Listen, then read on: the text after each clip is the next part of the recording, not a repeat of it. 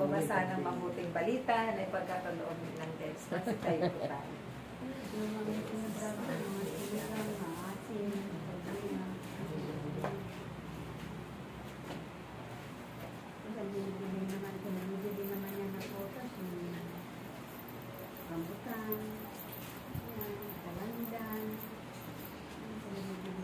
Sing hallelujah to the Lord.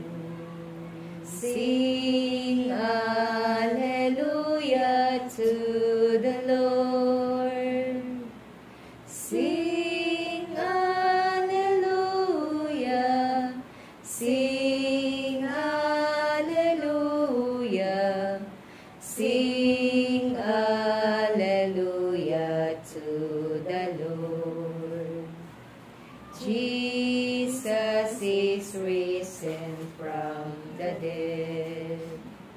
Jesus is risen from the dead. Jesus is risen. Jesus is risen. Jesus is risen from the dead.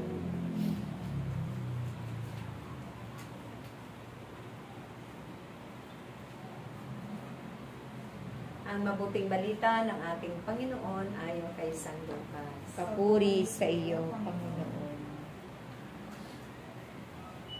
Ang makipot na pintuan. Nagpatuloy si Jesus sa kanyang paglalakbay. Siya ay nagtuturo sa bawat bayan at nayon ang kanyang dinaraanan. Patungong Jerusalem, may isang nagtanong sa kanya, Ginoo, papunti po ba ang maliligtas? Sinabi niya, pagsikapan ninyong pumasok sa makipot na pintuan. Sinasabi ko sa inyo, marami ang magpipilit na pumasok, ngunit hindi makapapasok. Kapag ang pinto'y isinara na ng puno ng sambahayan, pagtitiis kayong nakatayo sa labas at katok ng katok. Sasabihin ninyo, Panginoon, papasukin po ninyo kami. Sasagutin niya kayo, hindi ko alam kung taga saan kayo. At sasabihin ninyo, kumain po kami at uminom, nakasalo ninyo. At nagturo pa kayo sa mga lansangan namin. Sasabihin naman ng Panginoon, hindi ko alam kung taga saan kayo. Lumayo kayo sa akin. Kayong lahat na nagsisigawa ng masama.